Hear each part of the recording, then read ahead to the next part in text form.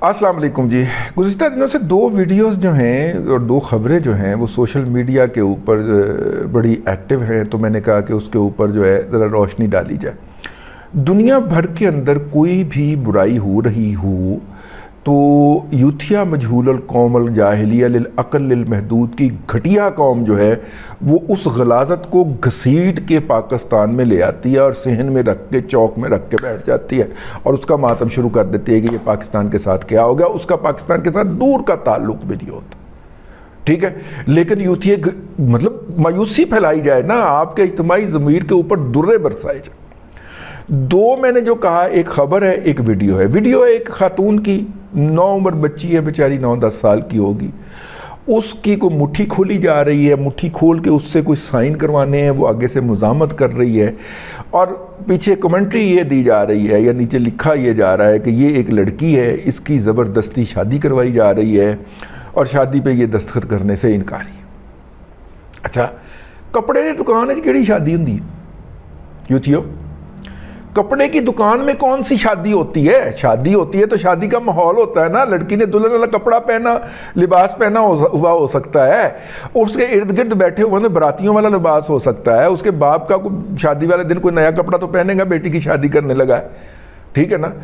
वो बुनियादी तौर पे वीडियो है, वो कोई खातून है, वो कपड़ा शपड़ा चोरी करते हुए पकड़ी गई है, तो वो उसका कोई किया जा रहा है, मुख्तलिफ लोग उसके बारे में मुख्तलिफ कह रहे हैं, लेकिन वो ज़बरदस्ती की शादी वाली वीडियो नहीं, लेकिन वो उसे ज़बरदस्ती की शादी की वीडियो बना के आप जब ट्वीट करते हैं, और मैं आपको पता है बहुत ट्वीट करता हूँ, बल्कि ट्विटर में मैं ज़्यादा मकबूल हूँ ऐ चलता ही नहीं यूट्यूब है और ट्विटर साढ़ा बहुत दौड़ता है। तो लोग मतलब कि पिछले दिनों कम अज़ कम कई लोगों से मुलाकात हुई और उनमें से एक या दो ने, मेरा ख्याल को 1.5-2 दर्जन से मुलाकात हुई, एक आध नहीं कहा कि मैं आपका यूट्यूब चैनल भी देखता हूँ। बाकी सब ने कहा कि जी हम तो आपके ट्वीट्स के मुंतज़र रहते हैं, हम तो आपके ट्विटर के फॉलोअर आशिकीन हैं। मैं कहा बेड़ा ही गर्क हो गया यार, जिहड़ा काम मैं एवें कीता सी शुरू मुफ्तों मुफ्त कीता सी, वो दुकान चल गई है और जिस दुकान से अपना रोज़गार लगा हुआ है वो चलती ही नहीं है, ठीक है।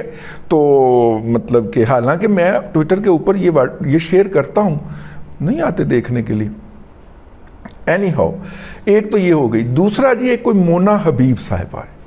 मोना हबीब जो हैं वो 2nd जनरेशन ब्रिटिश नेशनल है, वो बरतानिया की शहरी है और बरतानिया से पाकिस्तान तशरीफ़ लाईं। यहाँ पे 2010 के बाद उनका इंटरेक्शन हुआ, जो रिचर्ड ओल्सन साहब थे पाकिस्तान में, अमेरिका के सफ़ीर, उनके साथ, और उस वो इंटरेक्शन जो था वो मोहब्बत में बदल गया और मोहब्बत के बाद उनकी शादी भी हो गई, और बल्कि कुछ लोग कहते शादी नहीं हुई, वो दोस्तों के तौर पे रहते रहे। फिर रिचर्ड ओल्सन साहब ने अमेरिका के अंदर मुकीम एक पाकिस्तानी शहरी, कोई ज़ुबैरी साहब है, उनको कायल किया कि वो मोना के जो है वो अमेरिका में पढ़ने के अखराजात जो है वो बर्दाश्त करे, वो उस पाकिस्तानी शहरी ने कर लिए। और यूँ ये साहब जो हैं, इन्होंने उस खातून को जो इनकी तस्कीन का बायस बनती थी, उसको अमेरिका में एक यूनिवर्सिटी में दाखिल करवा दिया और वहाँ पे उस खातून ने ग्रेजुएशन मुकम्मल कर ली। ये एक कहानी। लेकिन इसमें से उस खातून का ब्रिटिश नेशनल होना काट के फौरी तौर पे आपके और मेरे ऊपर छतरौल शुरू कर दी गई और बेड़ा गर्क। अच्छा, फिर ये इनकी यूथियों की कार्रवाई बड़ी ज़बरदस्त होती है।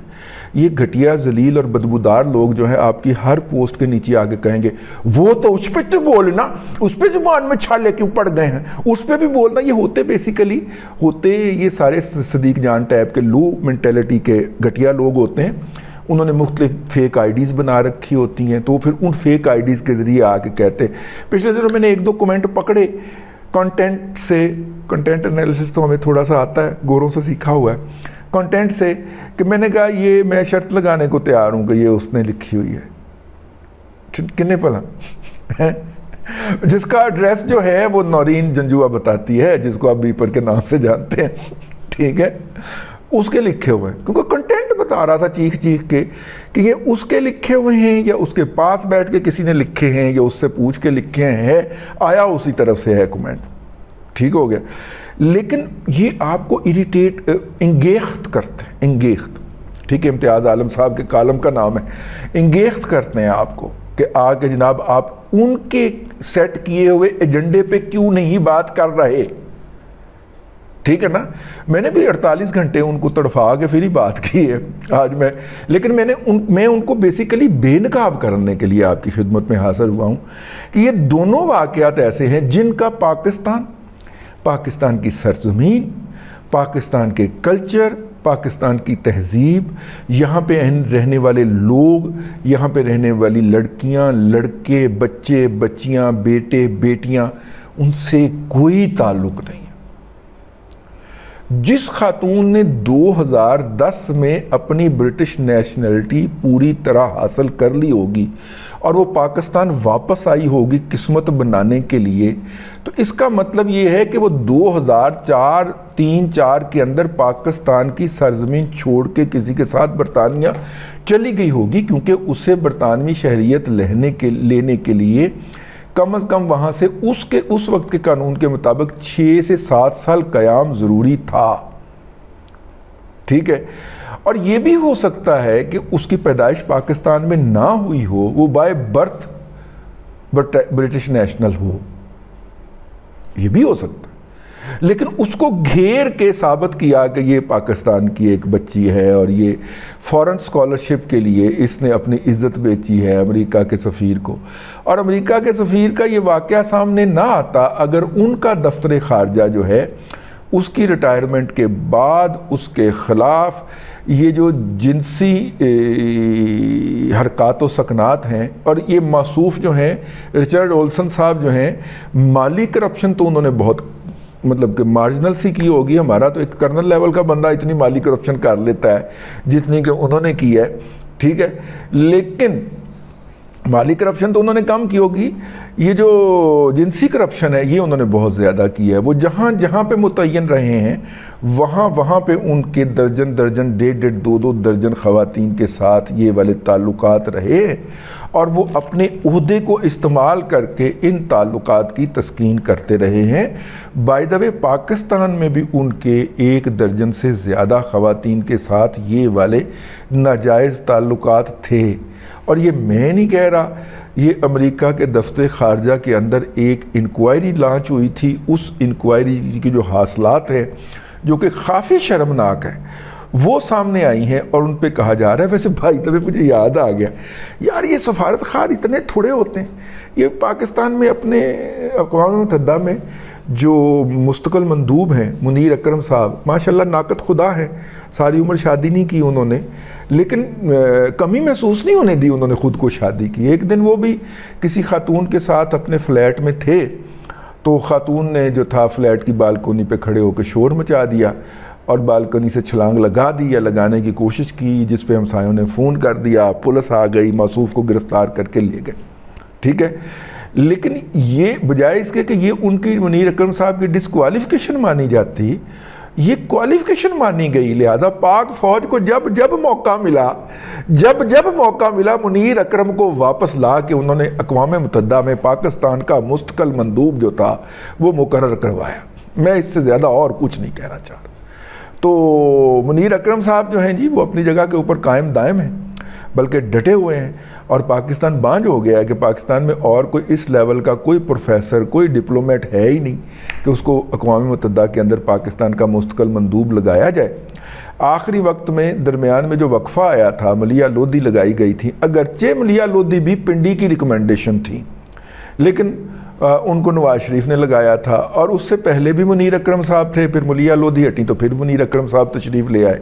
मुनीर लोधी ने लम्बी दिहाड़ी लगाई है, पहले वो अमेरिका में पाकिस्तान की सफ़ीर रहीं पिंडी वालों की फरमाइश के ऊपर, और फिर उन्हें अक़वाम मुत्तहिदा में मुस्तकिल मंदूब लगा दिया पिंडी वालों के कहने के ऊपर नवाज शरीफ ने, और उसके बाद फिर उनको किसी ने नहीं छेड़ा। ठीक है, आजकल भी काफ़ी तगोदो करती फिर रही हैं। वैसे ऐसे एडिटर का क्या हाल होगा यार, जो अपने हाथ से अपॉइंट किए गए रिपोर्टर के ऊपर को जाके बुला के कहे या उसके पास जाके कहे कि ये अक़वाम मुत्तहिदा, ये अपना दफ्तर ख़ारजा में ज़रा मेरा नाम चलाओ। ठीक है, बहुत मैं इज़्ज़त किया करता था इस खातून की, लेकिन जब मुझे पता चला कि वो इस तरह की लॉबिंग कर रही हैं यार, अल्लाह ताला ने मौत नहीं देनी मुझे जब तक ये सारे बनाए हुए बुत जो है ना मेरे जहन के अंदर, जिनकी हमने पूजा की हुई है किसी ज़माने के अंदर, ये टूट नहीं जाने। ठीक है ना, अल्लाह ताला एक एक करके सारे बुत मेरी नज़रों के सामने पाश पाश कर रहा है। वो कह रहा है कि पूजा के लायक सिर्फ मैं हूँ।